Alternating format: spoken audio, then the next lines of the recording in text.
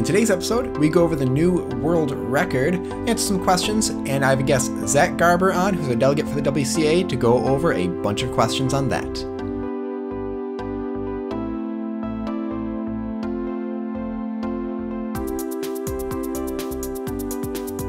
This is episode 14 of the SpeedCube Review podcast, or is it 15? I can't remember anymore. Thank you for joining me. My name's Sean from SpeedCubeReview.com. So, as I said in the intro, there is a new world record. Patrick Ponce got a 4.69 solve, and the video is actually really funny. He has such small reaction of world record, and then you see everyone else starting to realize like that there's a world record. And then also he got a 4.96 later on in the competition, which means now he is also the only person to have 2 sub-5 singles in a competition. So congratulations, Patrick. Now the giveaway for the WCA Pro has ended. That winner was posted on Instagram and Facebook, or at least just Instagram, and that should be shipped out later today. I actually don't know I'm going to give away this time, so I'll have to check. It'll probably say in the description or the video, or at least definitely on the website. So go to speedcubeview.com/podcast. You can see what I'm giving away. Now, to enter, you have to enter the contact form, the giveaway form that's right under the audio. A few people, the general contact form that's just to contact me, a few people wrote in there and said, this is my entry. That's not how you enter the giveaway. Make sure you enter the correct way by entering the actual form for the giveaway. So I'm going to go over a couple new cubes before I answer some questions and go on to the interview. So the first big thing, the GAN SM, I want to talk about that. I actually should have it right now. It might be at my doorstep. I should go out and grab that. But a lot of people keep wondering, what does the SM stand for? I don't think GAN knows. GAN has been posting online different meanings, and so I have some right here. There was the first one I think they posted was, it said Super Speed Magneto. Then it said Smoothest Move. There's also Solving Master, and just today I saw Sound Magic. So SM means a lot of different things. I don't know if it meant something specific before. Maybe it meant softer magnetic before, which is a lot of people thought. I don't know. GAN also posted about a 4x4, and this I am super excited about because, you know, GAN doesn't just post things randomly and they never come out. Although, in their post about the 4x4, they ask people to say what they want to see in it. So, like, do you want to see GES springs? What size would you like it to be? The fact that they're asking that might mean that they actually haven't even started really developing it yet. I don't know. It's really interesting. So we'll have to see. We'll have to wait and see what happens with that. I know I've heard years ago they were talking about making a 4x4, but the community likes to spread rumors, so maybe they weren't, and it was just a rumor of that. So that actually seems about it for newer puzzles. I couldn't find anything else. So let's go over now. There are some smaller things, like their Z Cube has out a Penrose, I believe it's pronounced, puzzle where it's rounded at corners. I actually should have that sometime. I'm going to be getting one of those pretty soon. But anyways, I'm going to answer some questions on my own before we go to the actual interview. So Jeremy from the USA says, hello, do you have any tips for memorizing letters in 3-blind? Now, it depends on what you mean. If you just mean like, how do I retain that information? The biggest thing is practice, doing it over and over and over. And there might be like dozens of solves in a row that you barely get any, if not, you don't get any successes, but that's fine. You're building that training. I used to create an image for everything. What I would do is create words and create an image and try to remember that image or those words. Now what I'm doing is for corners, I memorize corners first, create an image, remember that, and usually that's 8 letters-ish, and so sometimes it's less, sometimes it could be more. And then that's end up only being 4 words. So memorizing 4 words is not too bad. Then for, I don't know if I said that was for corners. And for edges, I do next, and I just create sounds. So like if it's like M, P, T, G, I'll just like quickly remember mop, tag. Now those end up actually being words, so that doesn't quite work. But like if it's OP, I'll remember just OP. And usually it's about 12 letters, so about 6 words. So you're just creating 6 sounds. Now there's some odd ones like Q, I kind of do a qua sound to it, and X, I usually do cha, ch kind of sound. So if it's like xi, I think chai. If it's xs, I'll think chess. These are all words actually too. But yeah, so I just create sounds, and I do that really fast and execute really fast. So at first it was difficult because I wrote in the blind group, the Facebook group, about, I feel like I'm stuck. I felt like I was stuck. I couldn't get below 230. So memorizing would take me about 1.5 minutes at the fastest, and then it would be about 1 minute to solve. And the biggest thing people were saying is don't review your letters. Just go. Just do it. And I'm like, okay, I'll try it. And one of my first times trying it, it was like a 210 or something like that. I was like, whoa, this actually works. And because you're going through the sounds so fast that you just go through them and then start executing, it's easy to recall them. And actually going faster sometimes will make it easier to recall and memorize the letters than trying to review and review and review and review. Now, my best already now is like 1:20 something, which was, I know, it was about maybe 40 seconds memorizing and another 40 to 50 seconds solving. So I would just say the biggest thing is practice. Creating an image for both is not, or creating like words for both is not bad, but if you can get to a point where you just do sounds, that could be a little bit faster. Daniel from Washington asks, should you skip the entire process of learning OLL and PLL and just learn full LSLL or ZBLL algorithms? So no, I mean, think about it this way. ZBLL, that is orienting and permuting corners while also permuting edges. Every single OLL that is a corner OLL is one of those cases. So it's kind of like when people ask, should I've gotten this a few times. Should I skip 2-look and just go straight to learning 1-look OLL and 1-look PLL? Learning 2-look is not going to delay learning 1-look. Learning 2-look is algorithms for 1-look. It's just you've learned these. It's like learning winter variation before you learn VLS. Learning those first doesn't delay things. Or learning COLL before ZBLL. That's perfectly fine. So no, learn PLL, learn OLL, and then learn other ones like the LSLL. I'm guessing you meaning last slot, last layer, learning things like winter variation. They're fun to do. I mean, if you really want to learn winter variation, that doesn't cover everything unless you are orienting edges and have them paired up. So I personally wouldn't, but do what you enjoy, I guess, too. If you want to learn like VLS and then PLL, go for it. Seth from Indiana, how long of an average do you need before you can say your average certain number? For instance, I'm trying to get sub 20. I have a sub 20 average of 300 and I'm at my sub 20.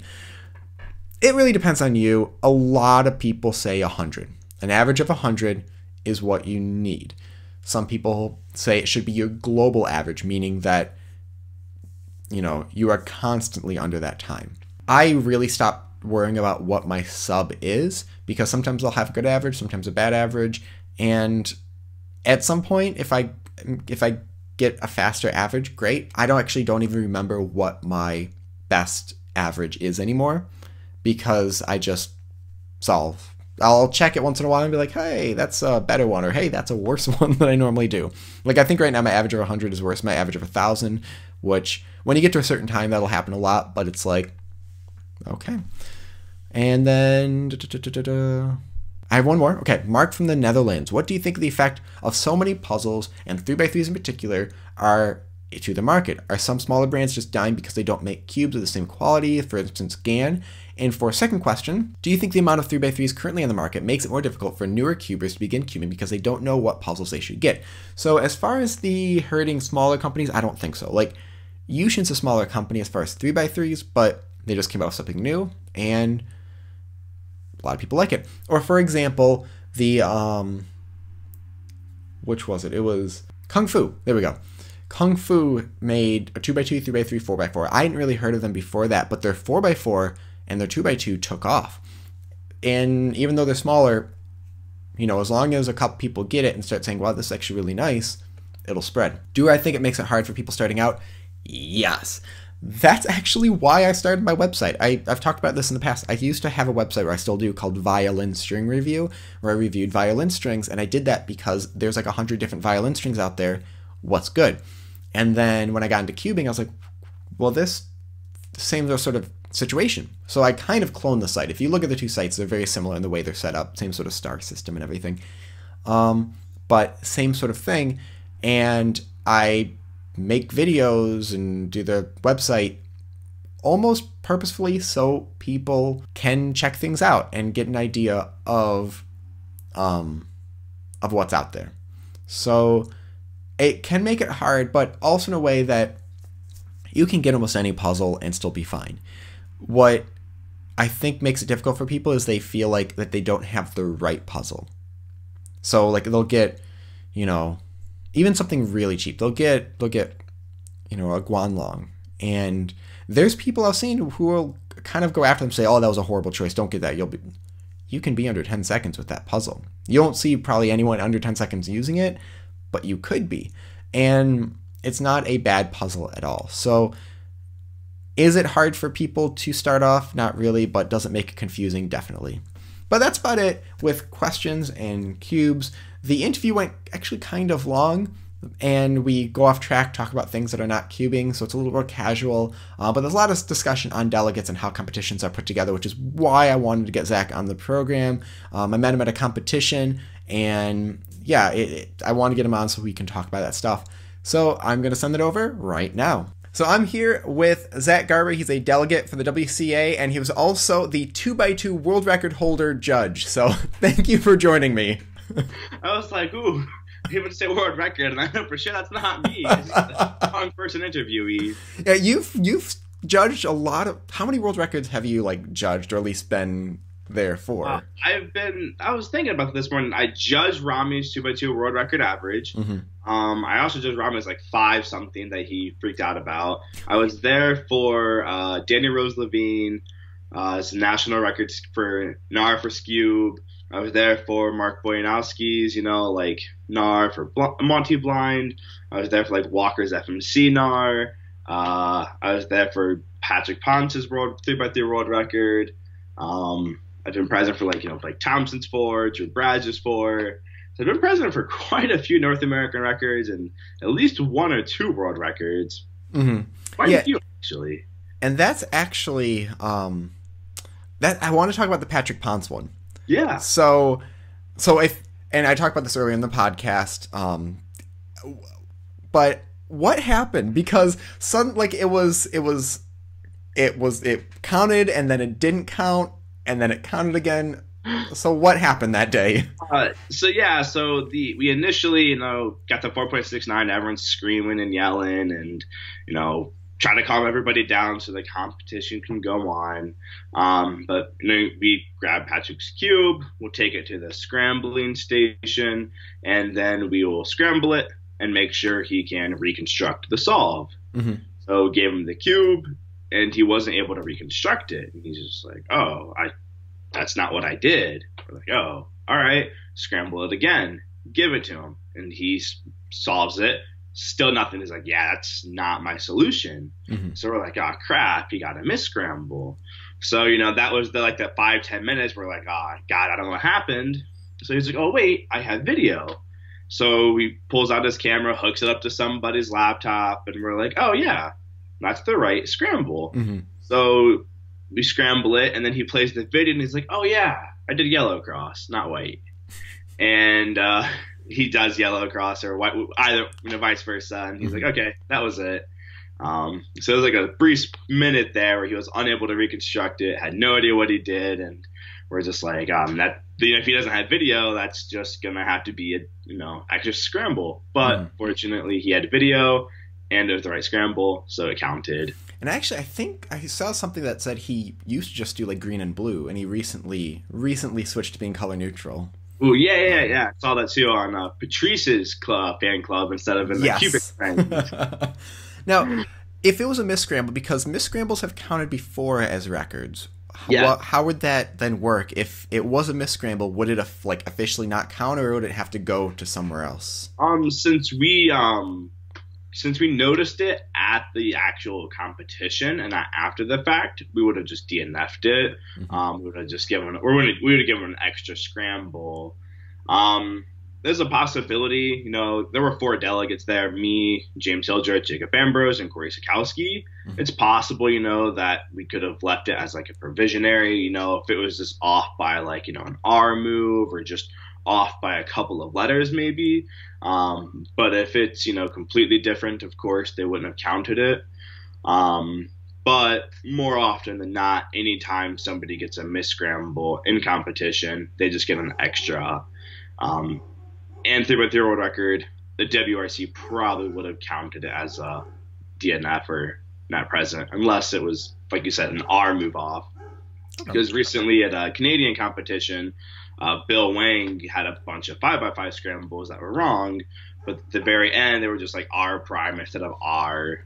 So they said that there was no noticeable, intentional. benefit. Exactly, nothing intentional there, and no additional, moves to make it that much easier. So they left those results. Okay. And my dog's been barking in the background this whole time, so we'll see if I can splice that part out of the video. So if the people in the podcast are hearing it, that's why. If they don't hear it, then I did a good job splicing it out. What's that? I can't hear any of that. Awesome. Okay, maybe it's not going through. So how do you become a delegate? That's because the most I've seen, and I talked to Dana, she's like, I got a pin, I'm a delegate now, and I didn't. So how did you become a delegate? Yes, I thought I had a pin somewhere. I don't know where it is. You just wear it all the time on everything. All competitions I do, and people are like, hey, you can't do that. And I'm like, what's the pin say? Pin says delegate. Like, okay. But really becoming a delegate, and there needs to be a need for, a delegate in the area. So like Georgia already has someone, Michigan does, Ohio does. So they're not going to make somebody a delegate in a region. There's already somebody there. So for Ohio, we had Jim Mertens, but he was getting like his master's degree or doctor's degree at Case Western. So he's like, I don't have time to travel anymore. I don't have time to go places. So I'm really not trying to do that many competitions. He would do like 2 a year. He would do Shaker spring and Shaker winter just because he lived 5 minutes from the venue. He's like, I could literally walk here. So he did those 2, but that was it. So him and James Hildreth realized that there was a need for somebody else in Ohio because James was like, I can't keep up with the Midwest by myself.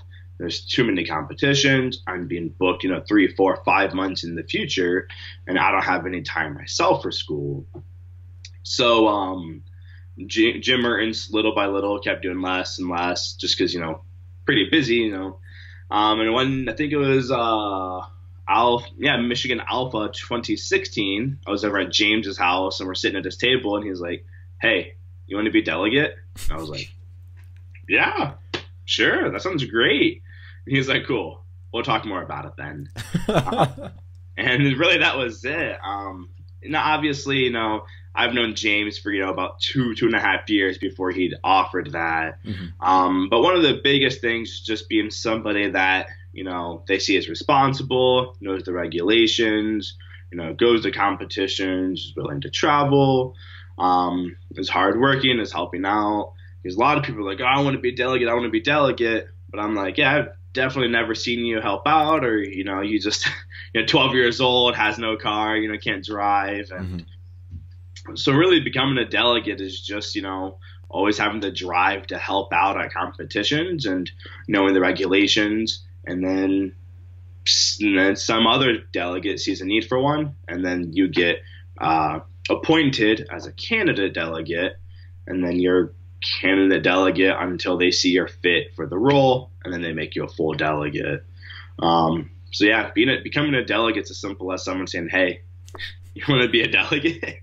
Yeah, so because in the past, I'm sure a lot of this has to because you're a delegate, that it's been less than 3 years and you've been to 31 competitions. Yes. At least ones that you've competed in. I don't know if there's been any that you've gone and not competed and just helped out. I've only been a delegate since March of this year, though.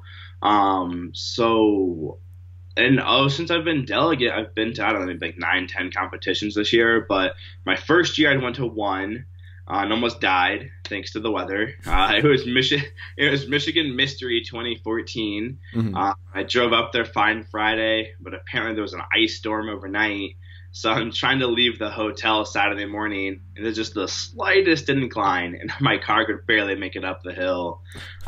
Made it to the competition, though, so I only went to 1 in 2014, I think 3 in 2015, like 11 in last year, and then this year alone I've already been to like 11 or 12. But yeah, not a lot of it has to do with me being delegate. A few of them do. Like I went down to Kentucky for a competition that I probably wouldn't have gone to unless I was delegate for it. But really, that's the only one, because all the others I've been to are, like last weekend, or not yesterday, or Saturday we just had, but weekend before that, James Hildreth and I drove to Virginia for a competition, competed. Then after the competition, we drove to North Carolina, competed there, and then drove back to Ohio. So we did a double comp weekend because we were off for Labor Day. But a majority of the competitions I've gone to, I've been traveling to just to hang out with people, meet new people, get some connections and things like that. And it's just a lot of fun hanging out with people and cubing and talking, just because, not a lot of people, it's really cool to hang out with people who cube, it's just something to talk about. And I always learn new things.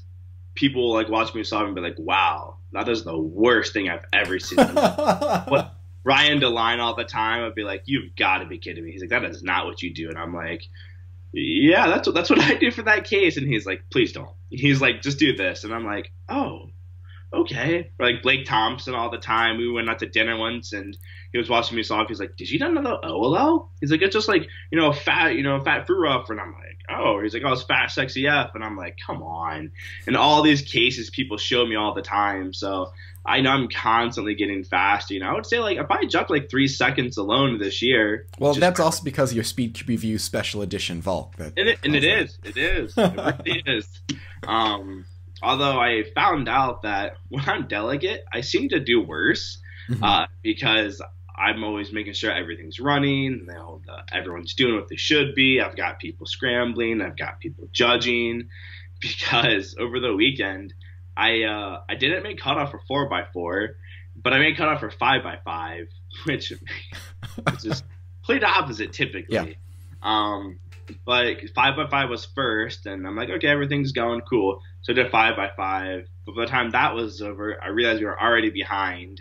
And then half my staff didn't show up because they didn't have rides or they didn't tell me. So of like the 12 staff, 6 of them weren't there. Oh, jeez. So it was awful because fortunately I had 3 people from Georgia, Jacob Ambrose, Katie Hall, and Raymond Goslow. They drove up from Georgia for the competition because Jacob's working on most competitions and most solves in a year. But it was really rough keeping things on track and everything. And there's been a lot of cases where I just won't do an event. If it's like a side event, I just won't do it just to keep things running smoothly. But yeah, great cube. If you want to make me a magnetic 6x6 or 7x7, that's not gonna happen. I actually haven't even made them for myself, and I've been like almost planning to get the SpeedCubeShop, the cosmic ones I just posted, and I'm like, do I need that? Like, I don't solve it, and even I don't practice it fast. Like for me, I have not timed a 6x6 or 7x7 solve in probably like 2 years. Like I'll do it and I'll be like, oh, let's see what this is. And as I'm solving, I was like, this is not, I'm not going to time this thing. But yeah, so I just recently, I got into 5x5 last year when at a competition there wasn't 4x4. And I was like, okay, I should learn how to do this then. And yeah. So, yeah, I need a magnetic. It's, I was talking to my dad about it when the Cameron released the 6 and 7. It's like $130, like $190. And he's like, oh, how much? And I was like, yeah, it's pretty expensive, and it's a lot of work, I feel like, to tear apart every single little QB inside and magnetize them. But like you said, I average 4.5 minutes for 6x6 and like 6.5 minutes for 7x7. So I don't need. There was a sticker on. Was there a sticker that was falling off there? Or what was going on with that? Yeah, Oh. I left it inside my book bag, and a bunch of other cubes had rubbed the stickers right off, and I need to get my heat gun out, and I can heat it up, and I actually, so on the 13 by 13, I took some like of that clear, whatever like the clear gloss coat stuff is, and because I'm like, I don't really care if it feels weird, and I did a bunch of coats, and it doesn't feel weird at all. It almost feels nicer, like you can't tell there's a coat, and the stickers aren't moving. I mean, I've got a couple that like started to move. yeah. But, I mean, I don't know if you want to start clear coating your like ones that you know you're going to use a lot, but it's actually not a bad option as far as that goes. If you ever want to rent out your 13 by 13, I'm in the market because Walker Welch doesn't believe me that I can get a sub 1 hour solve or sub 1 hour centers on 13 by 13. I will gladly, because right now it's display piece, so yeah, go for it. You can have at it. I also believe him, but I'm gonna work hard to prove him wrong, and I'm gonna get the UWR for 13 by 13. Yeah. So, just to prove him wrong. Are you ever then going to do feet or blind? So I've been working on blind for the longest time. Mm-hmm. I would say probably like 2 years now I've been working on blind. I'll memorize part of it, and then I'm like, all right, cool. I can do centers. Because I can, or center. Just 3 by 3 blind. Don't worry about the other one. Don't worry about 13 by 13 blind. I can do corners, no problem. And I can do corners about a minute and a half. Mm-hmm. But then edges, that's where I always had a lot of issues with was edges, tracking things, and the problems with M-slice and offsetting things with like M2. Mm-hmm. And everybody's like, just watch Noah Arthur's video. It'll make sense. And I'm like, yes. But Noah Arthur's video is 4 hours long. So if you could give me a TLDR, that'd be awesome. I've got a great video for you, honestly. I've got this channel called SpeedCube Review. They've got a... There's actually... I like a lot of people tell people to start with M2, and I tell people to start with Old Pachman for edges and corners. And for corners still, but for edges I do just because, like, yes, for M2 for edges, it's the setup moves are kind of the same idea. Like, it's intuitive once you know how it works, but you have to learn a couple of the algorithms, then you have to memorize, it's odd or even. Which, after practice, is not that hard to do. But for people starting out, like, the hard part is memorizing. And you're spending, like, for me, when I was starting out, like, I'm spending 5, 6, 7 minutes just sitting there memorizing the puzzle. And the last thing I want to do is have to worry about, okay, is this odd? Is this even? Like, I just want to get a successful solve. And so, and there was Josh Farron. He got, like, a sub 2 at a competition with just full Old Pachman. I know he's switching now. And then there, Sir Waffles talked about. I haven't seen a video, but she said she was sub 1 during full Old Pachman. Like, not always, but that it's possible to be even.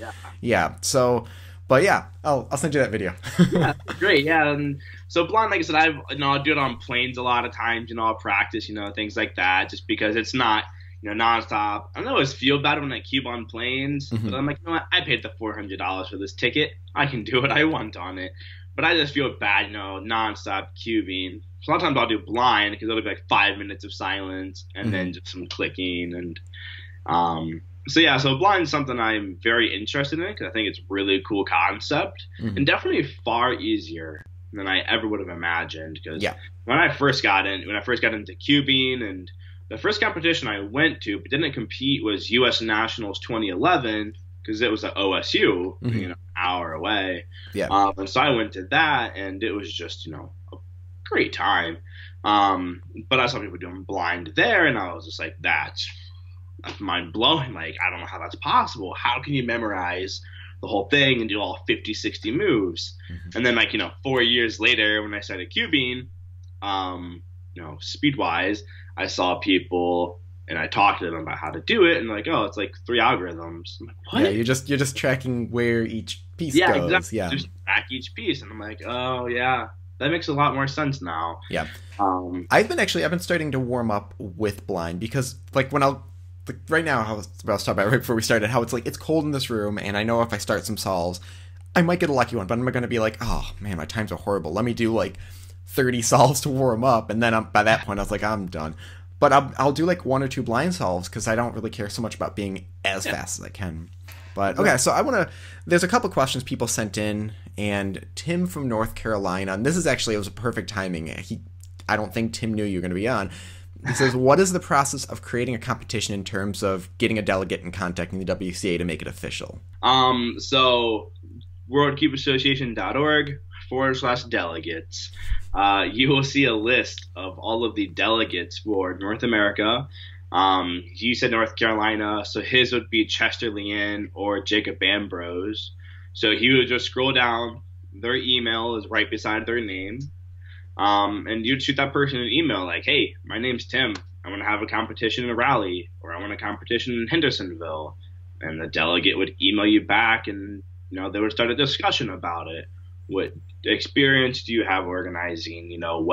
How many people do you expect to be there? What events do you want to do? And all kinds of things. And once everything's talked through, once you have a date set, an event list, all of that set out, the delegate will go to the WCA website, and there's like a special tab for people who are delegates, and we just click new competition, and that's it. We type in all the information we discussed, and sit back until it's about a week, 2 weeks beforehand. So it's really contact the delegate, and the delegate kind of makes it happen. It's not that anyone can go on and just say, we're going to do a competition and make it official. So it's exactly. So once you contact your delegate, and they figure out what date to do, when you make a competition, it'll show you every competition within like 500 kilometers and so many 90 days. Even though the rule is 200 kilometers, 28 days, they just show you everything in the area. So first thing we have to check is to make sure there aren't any conflicting competitions. Like I was supposed to do a competition like December 4th, but James was like, yeah, I'm doing one like 30 minutes away the weekend before. And I was like, oh, never mind. That's not happening. Mm-hmm. And sometimes if it's like dire circumstances, or that's the only date you can get for the venue, or they already booked it or something crazy, the delegate can email the board and try to get like an exception. But even then, the first thing they'll tell you to do is try to move the date. Mm-hmm. Just that way they can keep the spirit and mission of the WCA and withhold that 28-day, 200-kilometer policy. Okay. And Tim also asked, where do the timers, mats, and displays come from? That comes from the delegates. So what we do is, at each competition, if 120 person limit, and there is $10 per person, after like PayPal fees and everything, it's about $9 a person. Mm-hmm. And we use all that money we build up, we use to pay for the venue if there's a fee for it. Any equipment, if we need a printer, paper, whatever we might need, pay for that. And a lot of times, we'll buy lunches for the staff. So if, thank them, we'll waive their fee typically, or if we don't waive fee, we'll at least buy them lunch for helping us out for the day. But the remaining money would typically go to pay for new timers, displays, things like that. Okay. So I've delegated 3 competitions, 4 now, 5 this coming weekend. And I've used all the money accumulated between those to buy the 8 stations that I have. And I also inherited a bunch of stuff from COE, which was the Kentucky, Ohio, Indiana, Illinois Speed Cube Club, because they kind of disbanded. Mm-hmm. So my QE was like, hey, I've got like 8 Gen 2 displays, like 8 Gen 3 timers, and like 10 Gen 2 timers. He's like, it's just sitting here collecting dust. And he was like, if you want it, whatever is mine, I'll sell to you super cheap, and everything else you can have. So I got all that stuff for like, $200. So it's all stuff that the delegates have and will bring with them to competitions. Okay. There was a question last week that I tried answering, and I answered as like, I think it's possible, but not ethical. Someone asked, is like a money aspect, and like, Justin from Washington, that's what it was. Do competitions make a profit off the money they put into it? So very rarely, at least for me so far, because I think if I'm starting out, I still need to purchase a lot of things to make the competitions run smoothly. I would say that there probably are a few competitions that make a profit, absolutely, but that money isn't going into like my own bank account so I can buy, surf and turf for dinner. It's going into my, I have like a special bank account for PayPal and Stripe that WCA stuff goes into. And if a display breaks or a timer breaks or I need, I want to get more displays so I can do bigger competitions, that's when that money that we might have got extra from a previous competition we'll use to purchase that. So whenever you go into these competitions, yeah, we might have gotten the venue for free, or we might have, gotten it really cheap. That extra $500-$600 left over is going back into the community. So that way we always have working timers, working displays, and we can get bigger venues next time and, a nicer venue maybe, or you buy lunch for everybody. So yeah, sometimes a competition might make profit, but the next one we break even. So every so often, yes, they make profit, but never for profit for us. Okay. I'm going to ask just a couple more quick things about Delegate, then we'll do some random questions that people sent in. So I guess the first one, this is just a vague one. Are there any, do you think, misconceptions that competitors have about delegates, of what they think you do or you don't do? I know a lot of people, I guess I haven't really talked to a lot of people about the delegate role since, I've been one since March, and before then, the main people I hung out with were delegates. So I don't really know too many misconceptions, but I definitely hear a lot of people say certain delegates are really mean.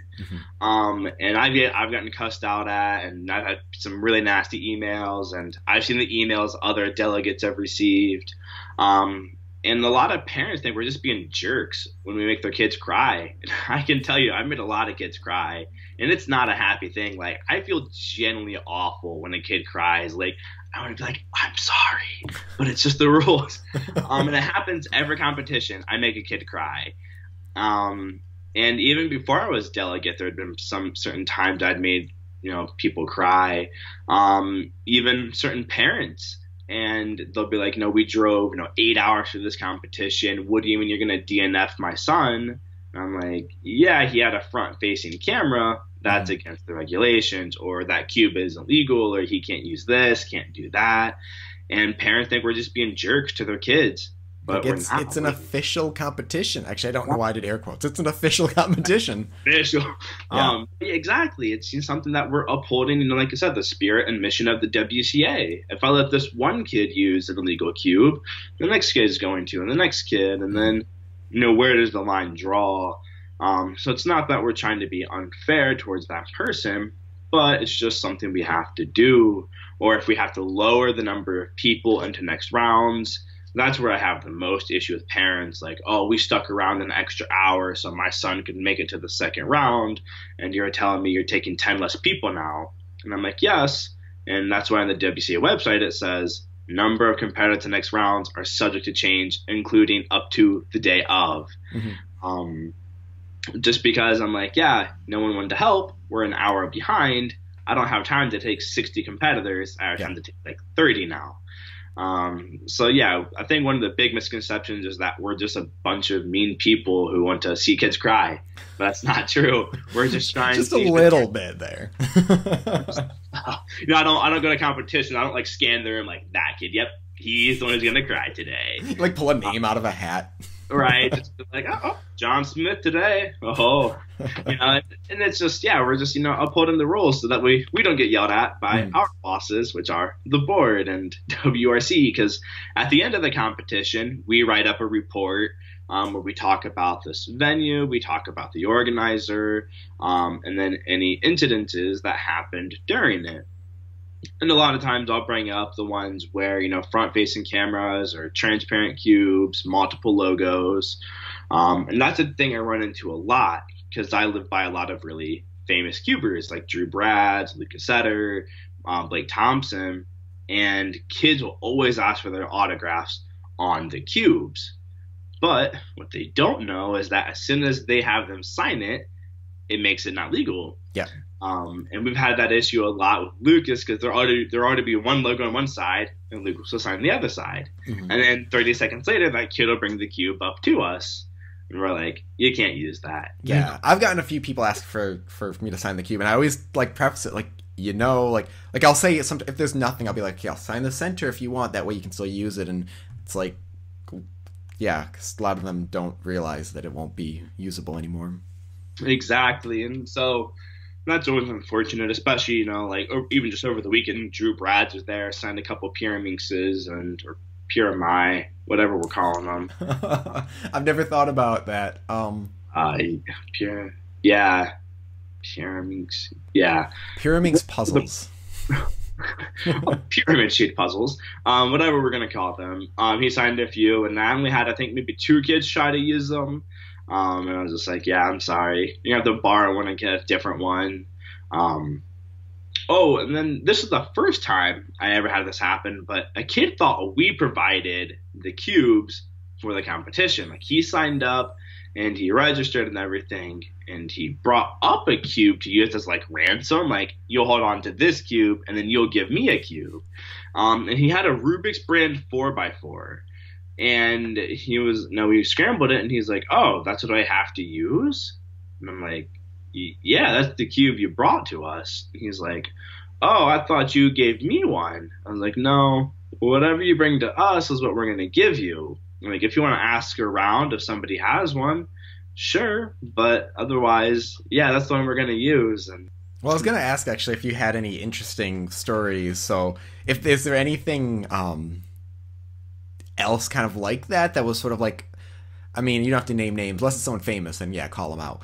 But is there any, like, what's the craziest thing that you've seen? I mean, I don't know. I mean, I've been to so many competitions, and I've seen so many things, and just people argue over the craziest things. I don't really see a lot of crazy things, though, just because I'm trying to think of anything exciting that's ever happened that I've seen. Other than just a lot of like illegal cubes people try to use. Crazy things I've seen. There was like I try to be usually like really friendly but there was one competition where like when people try to get as many +2s as possible, like that aggravates me because there's people on a waiting list that are trying to get in and like take it seriously at least a little bit. But there was someone, he was going to try to get as many DNFs as he could. Oh. And so he, like, the first thing he did, I think, was he let, like, the timer went out, the inspection time expired before he started. And, like, he starts cubing. I was like, dude, it's a DNF. There's no reason to even keep going. Like, I can't DNF you 5 times. Once you DNF once, I mean, you're just kind of wasting time. And I had to, like, call him out, but I was smiling and trying to be friendly about it. And actually, someone else who was one of the people helping out, I'll say the name after the podcast, she came in and she's like, thank you. I had no idea how to like approach that there. But okay, so there's a couple other questions that are not delegate related. Yeah. And so Josh from the Great Lakes State, I'm going to assume that's Michigan, and says, this is going to be perfect for us because we are super fast solvers. It says, I'm getting awfully close to sub 20 average. Any advice except slow solving? I'm doing a lot of that to help break that barrier.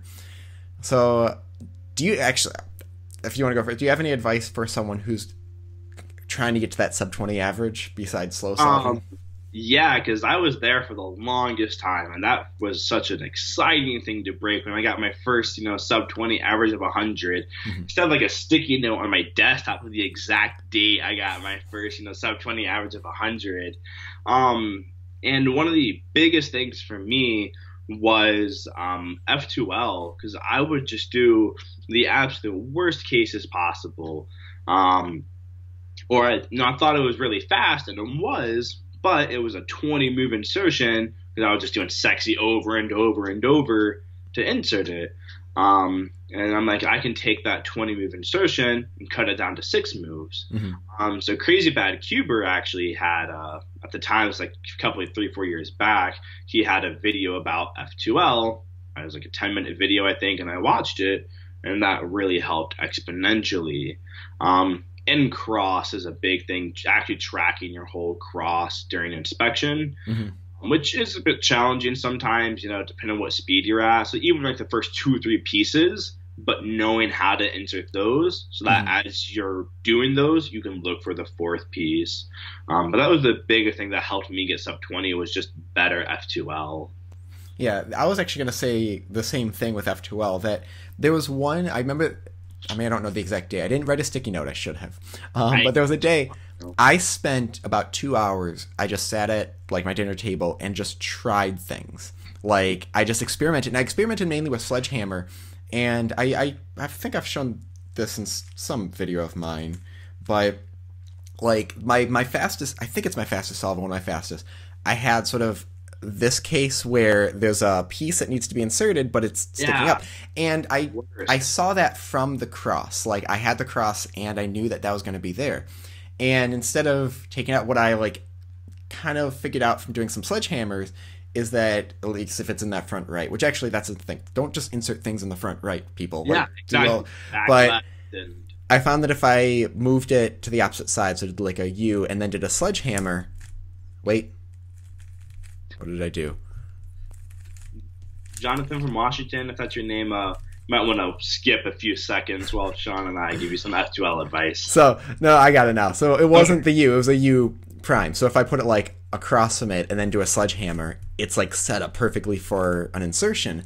Nice. And yeah, so that way it flips that edge, brings it out, and doing just a sledgehammer then inserting, like I was able to, I planned that as an algorithm, and that's one thing when people like learn algorithms for F2L, like what you're basically doing is learning algorithms. But if you stick to just one specific case, that, there's different ways of doing that. And I'm sure there's some F2L page that had that exact thing on it.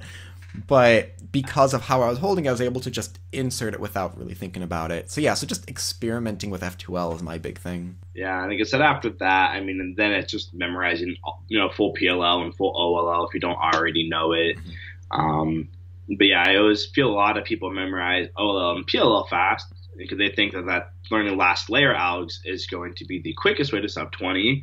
But a lot of times they now know 90 algs and their recognition is awful because they'll sit there for 2 seconds staring at it. They'll do U, Y3, U. Wait, hold on. Nope. Now I know it.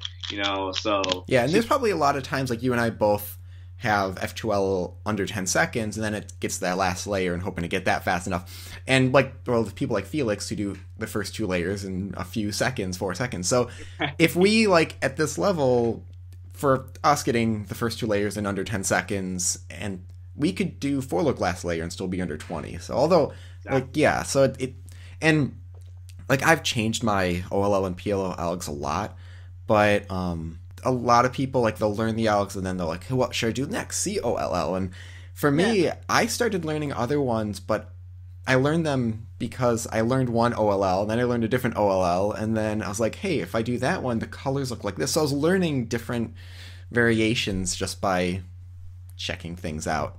Yeah, and I see. Yeah, I got people bullied like winter variation or VLS and ZBLLs, and they still, like you said, are 15 seconds on their F2L, and people will be like, "Oh, do you know this case?" And I'm like, "Yeah, no, never."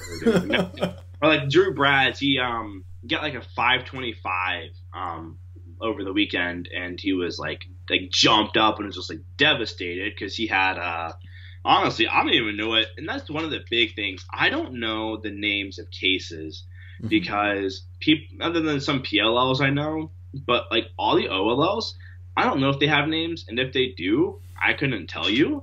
But Drew had, some case like this. I don't know if this is the exact setup, but just some TOLL. And I guess there was a way that if he executed it, would have skipped PLL. But he didn't recognize it, ended up having to do OLL and PLL. Still got 525, which is just mind-blowing. But he was just devastated because it could have been world record. And me, I'm like, yeah, if I'm in the moment, there's no way I would have recognized whether or not that was going to skip the PLL. Yeah. I have 2 cases, actually, that I do for that, that I can kind of recognize, but it would take me a good second or two to recognize it, and then then I'd have to like confirm in my brain, be like, yeah, this is a good thing to do. And by that point, I should have just done the OLL, at least for myself. Exactly. And that's one of the biggest things I'm stuck with. I'm around like 15, 16 seconds is that I know like 15, and there's like 15 OLLs that I know that I don't use in comp because they're all like mirrors of each other, or there's just, 2 cases that, get a hold a certain way. So I spend a solid second doing like a U4 until I figure out which one it is and then where it needs to go and executing it. So there's a lot of times in comp where I will just, do 2-look OLL if it's a case I think I know, or I know, I just don't know how to execute it. At least for the first round, just to ensure I make it to the second round. And in the second round, I just don't care because I know I'm making it to the next round. I'll just do whatever, just have fun and see if I can get a good solve or a skip or something like that. But yeah, that's just a meaningful practice as well. A lot of people do 1,000 solves and think they'll get better, but not using inspection time and actually inspecting. And there's a lot of things that can go into getting stuff money. There's from Ontario, Canada. I don't know how to pronounce this guy's name. Moiz. Moise? Moi? I'm gonna let you say it, and I'm gonna just take this. I'm not gonna try. I'm trying to not take Spanish, so. But what's your favorite food? Favorite food? Probably like shrimp. I'm big into like shrimp. I guess really seafood, lobster. Scallops, seafood in general. I love. I am a pizza guy. Although I was in Charlevoix, which for people who don't know is like up in the top of Michigan. If you're not from Michigan, people don't get the hand thing. Yeah, I didn't understand it until, I don't know, maybe sometime last year. Someone's like, I live here. And I was like, you live in your hand? Yeah. Someone's like, no, this is Michigan. And I was like, oh, that makes sense. But I was there, and there was a pizza place. So I went there, and I ordered a pizza, and then the person already gave me a little discount. And I ordered, instead of a personal one, I was like, I'll get a medium just for myself. Yeah. Which I was able to do, but I was pretty much good after it. About half through eating it, though, the person who owned the place, she's like, we accidentally pressed another dough, and if no one comes in, what do you want on your other medium pizza? And so I brought that back to my hotel, and then, that night, ate part of it, the next morning ate part of it, and I'm like, as much as I love pizza, I overdid it. I need a break now. I just did that this weekend, actually, at the competition. So at the competition Saturday, I ordered, 3 large pizzas and 1 medium pizza that was just cheese because someone there was allergic to pork, beef, and chicken or something like that. And I could only have cheese pizza. So I'm very sorry for your loss. So order them a cheese pizza, but then order 3 large pizzas. And that's all before I knew that 6 of my 12 staff members weren't going to be there. So at lunchtime, the pizza shows up, and I'm like, oh, crap. So I've got, 4 pizzas, and of the 6 staff, one of them didn't know I was ordering lunch for everybody, and his parents brought him food. One person was like, yeah, I'm lactose intolerant. I can't have cheese or pizza at all. And so there ended up being just 4 people to eat these 4 large pizzas, and I ended up having 2 left over to take home. So I ate a ton of pizza for lunch, and then on the way home, a friend called me and was like, hey, do you want to watch the OSU-Oklahoma game? And I was like, you know what? Yeah, sure. That sounds good. I'm sorry for your loss, actually. Oh, I know. It's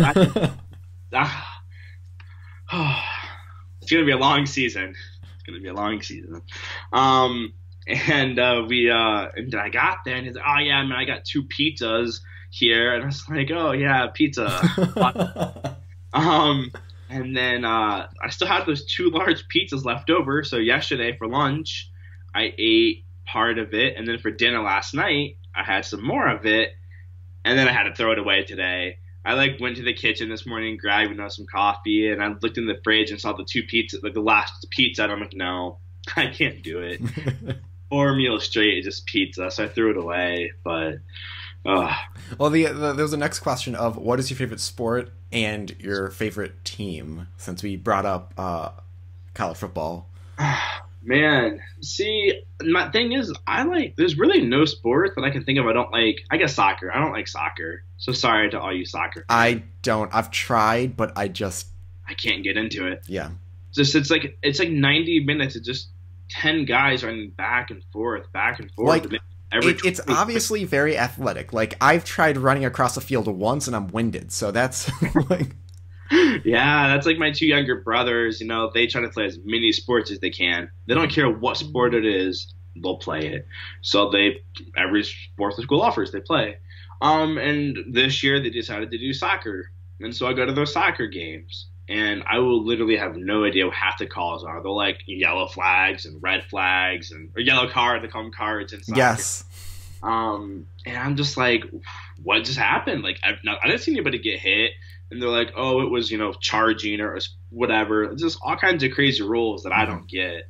So soccer is a no-go. But I like golf, tennis, football, baseball, basketball. But I would say the sport I probably like the most would be football. And my favorite team is the Green Bay Packers. Now, I have to root for the Cleveland Browns because I'm from Ohio. Now, growing up as a child, it's very, very disheartening to see your home team lose week after week. You're speaking to someone who also has the Lions down the road. Yes. Year after year, just going 1-15 or 2-14, 0-16 maybe. Except maybe played the Lions. We might have beaten you guys maybe. But it's very rough growing up. So I would play a lot of Madden on the PS2 growing up, or GameCube, whatever console, and I don't want to play as the Browns because I'm like, well, they suck in real life. I'm sure they suck in the game.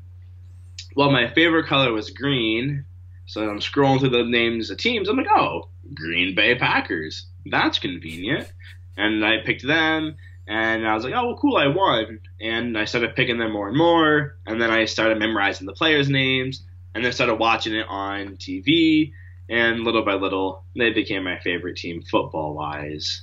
For me, like, I think the only thing I will sit down and watch is football, but only really college football. Like, pro football, I don't know, the energy is not there, and so college...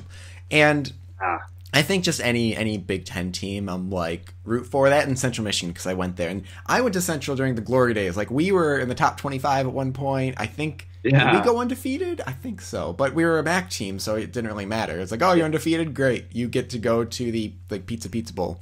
So yeah. No Peach Bowl, no Rose Bowl. Yeah. I have a lot of friends like that too. They look like, okay, pro football is cool, like I'll watch it, but they're far more into college football for that exact reason. They said the more energy, more excitement and more heart to it. Although I was pretty upset, though, when we did lose to Oklahoma. Bryce Mayfield, or whatever their quarterback's name is, went and took their flag and planted it on top of, the O on midfield. Like, man, if I was there, I would not have been a happy person. I don't even watch football too much just because I feel like sitting down and watching a full game is ridiculous. And actually, I don't even have really a TV. Like I've got Hulu. I don't have TV channels I can go to.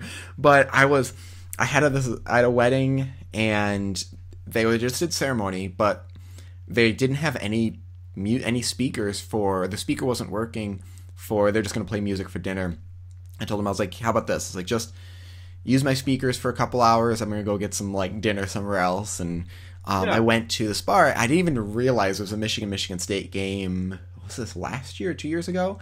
And I'm not enough into football. Like, I don't react either to things. Mm-hmm. I'm just like, oh, cool, they scored. Good job. But that was the one where it looked like Michigan State was it was really close. It looked like Michigan State was going to lose. And then Michigan punted it with 10 seconds left, and it blocked, and then they grabbed it and ran in for a touchdown, and Michigan State won as time ran out.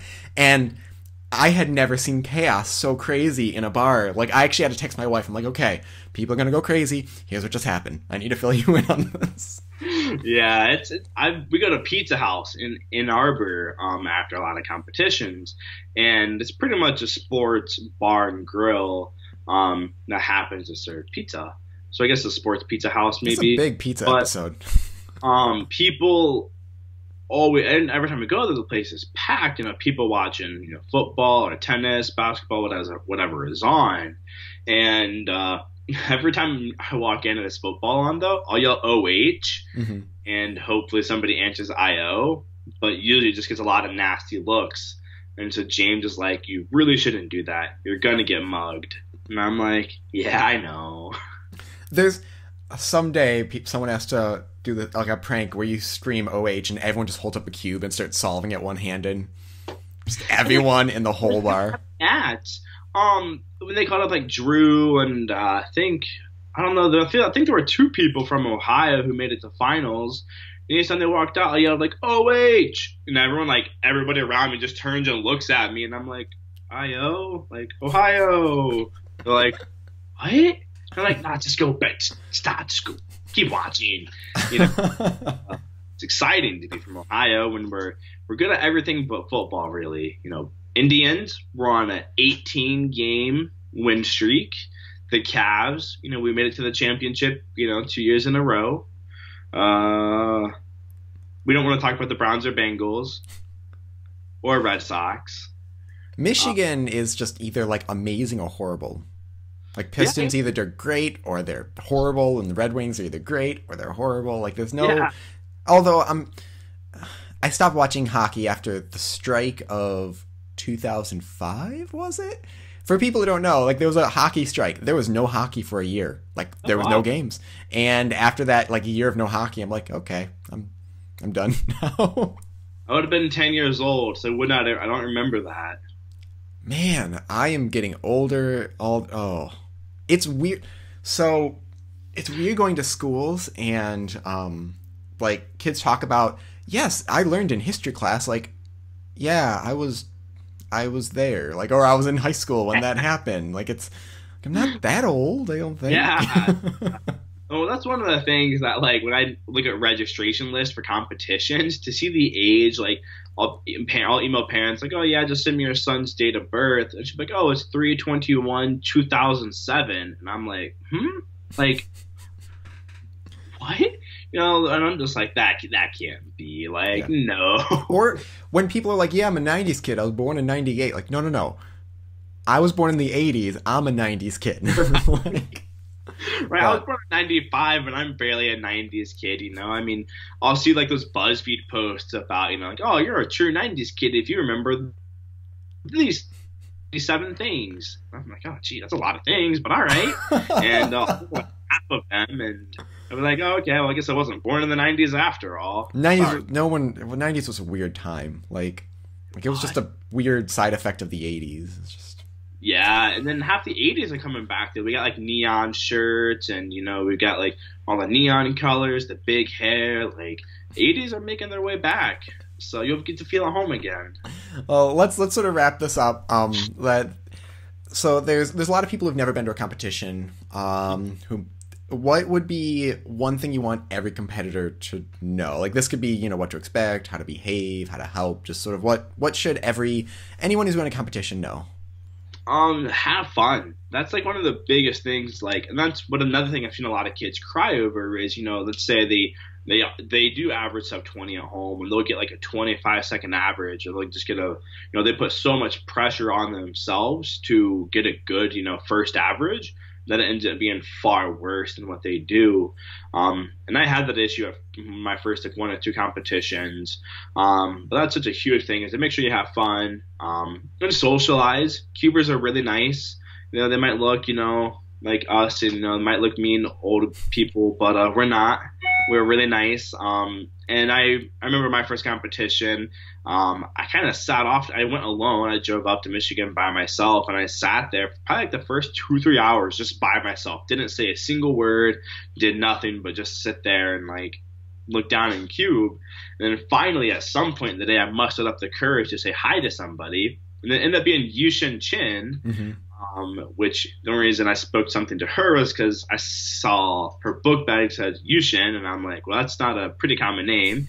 And I saw a Cubic's friend, I saw her comment on stuff. So I looked at her and I was like, hey, are you the Yushin from Cubic's Friends? And she was like, so. And I was like, okay, cool. That was like all I said for like another 30 minutes, and then I ended up saying something else. But that's just such an integral part of going to competition, just having fun, socializing with people, trying out new cubes, and never be afraid to ask questions. I would much rather, have 100 kids, ask me, how to do something than have to DNF you for not starting it right or not using something right. And just, have a good time. Yeah.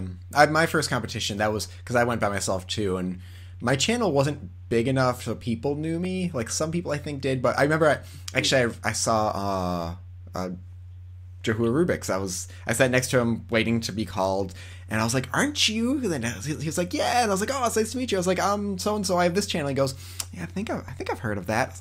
Oh, dang. But yeah, just meeting people and socializing, and it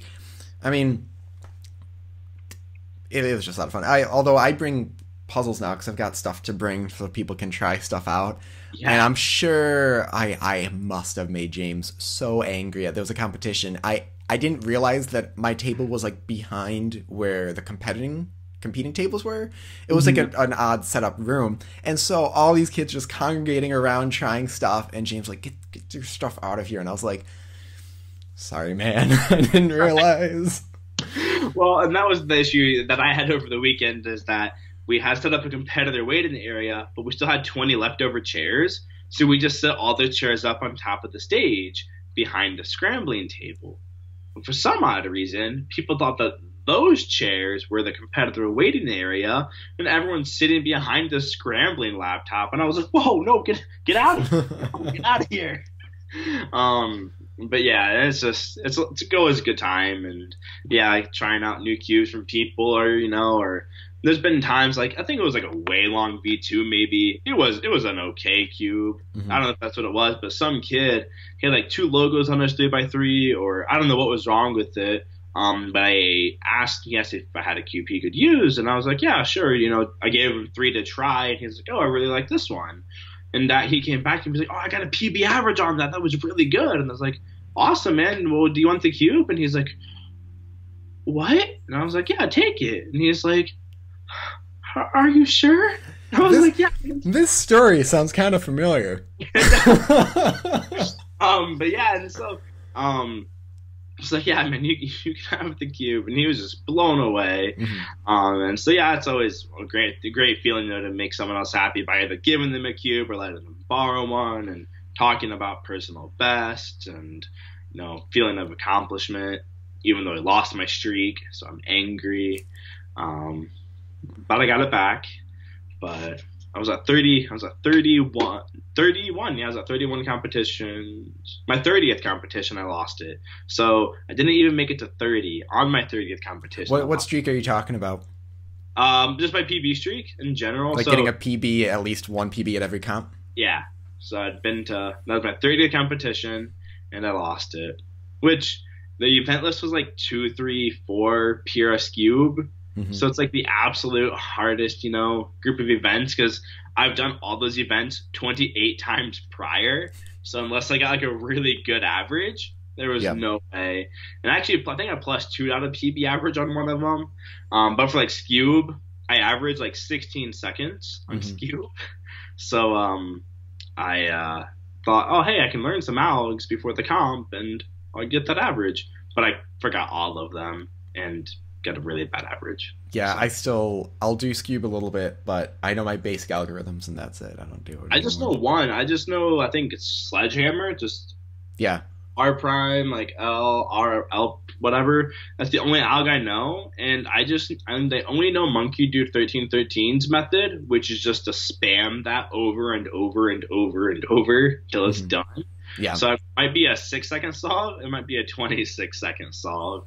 So when people watch me do Scube, they're like, these times don't match up. And I was like, yeah. When I do things on, have you ever done cubing time? I have not, no. It's a lot of fun. It's actually, it's set up really well, and they've updated a little bit. Like they have FMC now, which has been great. I'm trying to practice that each week. But if your times get really weird, like one really high, it'll come up with a warning saying, is this correct? DNF it if it's not. You might get your times like not disqualified, like if it's really obvious. But I'm like, no, not consistent. Like, stop telling me I'm bad with this. Yeah, exactly. And that's like whenever Cube comps, it has the same thing built into it. When you enter someone's times, it's like, whoa, are you sure? There's a really big jump between 36 seconds and 4.7. And I was like, yeah, I know. I'm just really bad. Well, thank you very much for being on the podcast. You. It's been a pleasure, privilege, and an honor. You're a gentleman and a scholar. Thank you very much. So once again, I want to thank Zach for being on. It was a lot of fun. I'm glad we were able to go over a lot of questions people have sent in about how competitions work. So thank you again to him for being on. If you want to enter the giveaway, whatever it is, which hopefully I'll put a link in the video, that you can go to speedcubeview.com/podcast and enter there. On that same page, there's also a place to just submit questions. That form, remember, is not to enter the giveaway, so that's just to submit questions. If you want to be on the show and you have a question you think that could be good for the show, you can submit it there. Again, speedcubeview.com/podcast. Thank you very much. If you're listening to this on iTunes, please leave a review. It greatly helps the show out. If you listen to this on YouTube, please like and subscribe, of course. As always, stop by speedcubeview.com for more news and reviews, and I will talk to you guys next time.